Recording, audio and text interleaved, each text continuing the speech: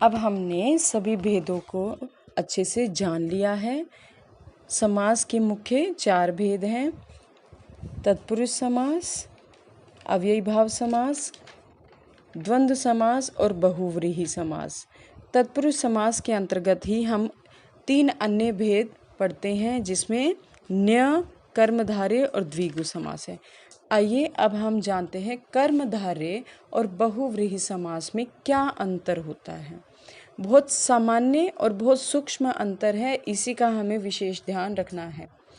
कर्मधारय में समस्त पद, यानी जो शब्द हम एक साथ लिखते हैं, समस्त पद का एक पद दूसरे का विशेषण होता है, यानी जो पहला पद है वो दूसरे की विशेषता बताता है।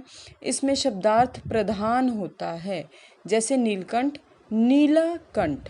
लेकिन बहुव्रीहि में समस्त पद के दोनों पदों में विशेषण विशेष्य का संबंध नहीं होता, यानी कोई किसी की विशेषता नहीं बताता।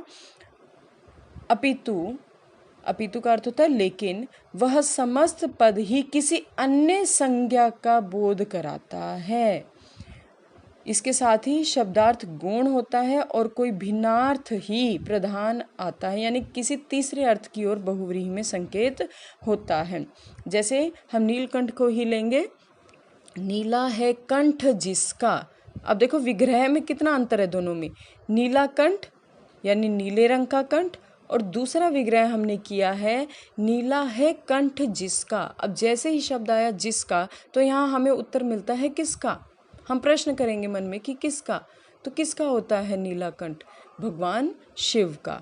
तो यहाँ पर दोनों जो शब्द थे उन्होंने एक तीसरे अर्थ की ओर संकेत किया, शिव की ओर संकेत किया। इससे हमें यहाँ पर ज्ञात हो गया कि यह बहुव्रीहि समास है। कर्मधारय में हमेशा विग्रह सामान्य रहेगा, जबकि बहुव्रीहि समास में जो विग्रह है वह विशेष अर्थ की ओर संकेत करेगा। यही दोनों में मुख्य और एकमात्र अंतर है। विग्रह करते हुए भी आपको विशेष ध्यान रखना है। तो देखिए, आपकी पुस्तक के अनुसार भी, आपकी पुस्तक में भी अंतर दिए गए हैं बहुव्रीहि और कर्मधारय में। तो आइए उसे भी एक बार पढ़ते हैं। कर्मधारय समास में दूसरा पद प्रधान होता है, पहला पद विशेषण या उपमान का काम करता है, यानी वो दूसरे शब्द की विशेषता बताता है। जबकि बहुव्रीहि में दोनों पद मिलकर किसी तीसरे अर्थ की ओर संकेत करते हैं, जैसे महावीर, महान वीर। सिंपल कर्मधारय रहेगा, बिल्कुल सामान्य। और महावीर का ही हम बहुव्रीहि में देखो कैसे करेंगे विग्रह। महान वीर है जो यानी किसी की ओर संकेत कर रहे हैं। यहाँ जो अर्थात हनुमान की ओर संकेत है। दूसरा देखिए, अब ये बिल्कुल सामान्य है और बहुत कम आता है परीक्षा में, लेकिन हम फिर भी इसे ज़रूर पढ़ेंगे, अवश्य देखेंगे इसको। बहुव्रीहि और द्विगु समास में अंतर। द्विगु में ध्यान रखें कि पहला जो पद है, पहला शब्द होता है संख्यात्मक होता है, यानी एक संख्या होती है, और वह दूसरे पद का विशेषण होता है। बहुव्रीहि में दोनों पद मिलकर तीसरे पद की ओर संकेत करते हैं। अब जैसे एक उदाहरण से स्पष्ट करते हैं, त्रिनेत्र। अब त्रिनेत्र, तीन नेत्र, यहाँ पर कर्मधारय रहेगा। यह हम त्रि देख कर यह ना सोचें कि यहाँ पर द्विगु समास आएगा। अब तीन नेत्र कभी नहीं किसी के होते, किसी एक विशेष व्यक्ति के ही होंगे। तो त्रिनेत्र, तीन नेत्र हैं जिसके, या तीन नेत्रों वाला कौन, तो बहुव्रीहि की ओर संकेत आ रहा है यहाँ पर। यहाँ भी किसकी ओर संकेत हो रहा है? शिव की ओर संकेत हो रहा है। तो इस प्रकार हमने समास के सभी भेद और बहुव्रीहि और कर्मधारय समास में अंतर अच्छे से पढ़ लिया है, समझ लिया है। आशा है परीक्षा की दृष्टि से आप इसे अच्छे से समझेंगे। आइए अब हम एक संक्षिप्त रूप में देख लेते हैं हमने क्या क्या सीखा है। समास के कुल 6 भेद हैं। अव्ययी भाव समास में पहला पद अव्यय होता है, जैसे यथा, प्रति, आ। तत्पुरुष समास में कारक चिन्हों का लोप हो जाता है।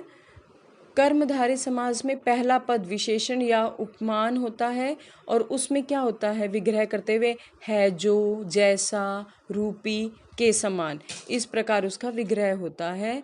द्विगु समास में पहला पद संख्यात्मक या संख्यावाची होता है, और जब विग्रह करते हैं तो अंत में क्या आता है, समाहार या समूह।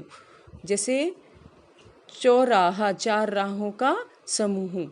द्वंद्व समास में योजक चिन्ह का प्रयोग होता है और या अथवा मध्य में लगता है, जैसे माता पिता, माता और पिता।